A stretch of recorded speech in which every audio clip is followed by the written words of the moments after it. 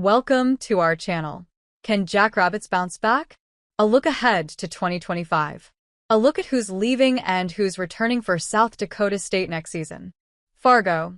For just the second time in the last 5 years, the Jackrabbits are not heading to Frisco to play for the FCS National Championship. It'll be a difficult couple of weeks for South Dakota State, as the 28-21 semifinal loss to North Dakota State was, much like the Bison's 13-9 win over the Jacks in October, a game SDSU could have won.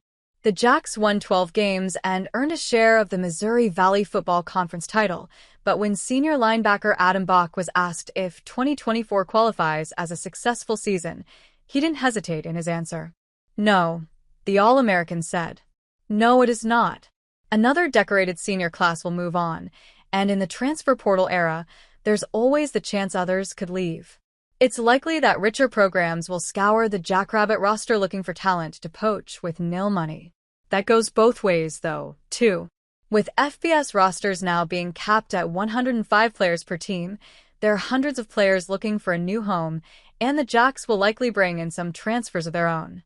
As disappointed as Jacks coach Jimmy Rogers was in the aftermath of Saturday's loss, he made a point to insist the future of this program remains bright, and it's not difficult to make that case. Here's a look at where the Jacks stand heading into the spring of 2025. Still, backup Chase Mason saw extensive action this year, mostly as a runner, and has spent the past 2 seasons preparing to take over as the starter. He rushed for 464 yards and 6 touchdowns and had 2 touchdown passes. Mason is probably the best all-around athlete on the team, a former Big Ten baseball player and FBS recruit out of high school.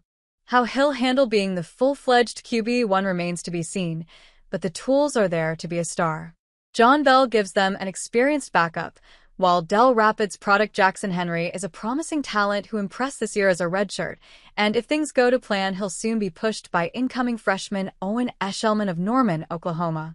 Amar Johnson moves on after a 1,000-yard season, but Angel Johnson, 646 yards, and Kirby Vorhees, 581 yards, give them 2 established returners. Maxwell Woods appeared in 7 games, but will still be a freshman next year, while 6'2", 220-pound Brendan Begeman gives them quality depth. This could be the deepest group on the roster.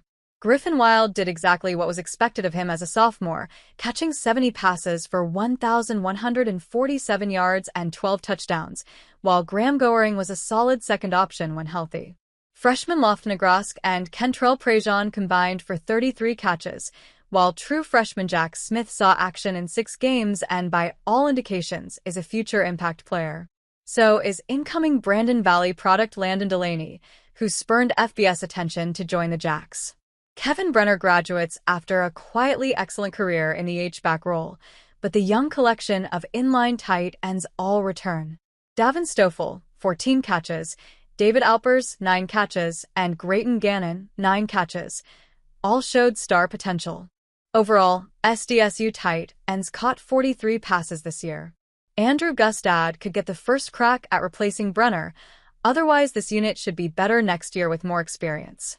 Statistically, this unit was outstanding once again in 2024 despite losing 3 starters and 2 all-time greats. Tackles Quentin Christensen and Sam Hagan will be back next year, but the Jacks will need 3 new starters in the interior.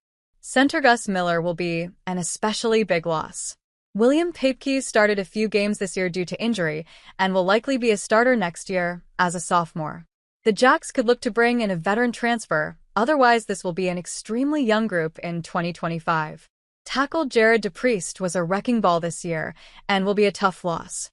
Max Baloun, Zach Wilson, and Randy Cumone are also moving on. The Jacks have already landed 1 impact transfer in defensive and Owen Eshelman, who's been a starter at Tulsa and could add more. Meanwhile, Kobe Claiborne, Dawson Ruperta, Bryce Hawthorne, Levi Vanden Boss, Reese Kirschenman, Logan Green, and others will return. This unit should be strong again in 25. Adam Bock just completed a legendary career. Caleb Frankel had a spectacular senior year. Graham Spalding and Dayton McGoy were productive players, too. Frankel is expected back, but the others move on. Joe Ullman, Chase Van Tol, Bryce Johnson, Anthony Palano, and Karsten Reynolds are just a few of the many underclassmen in line to step into prominent roles. The Jacks have a history of printing out linebackers like an assembly line under Jimmy Rogers. It will be interesting to see if they bring in a veteran transfer to give the unit more experience, but talent shouldn't be an issue.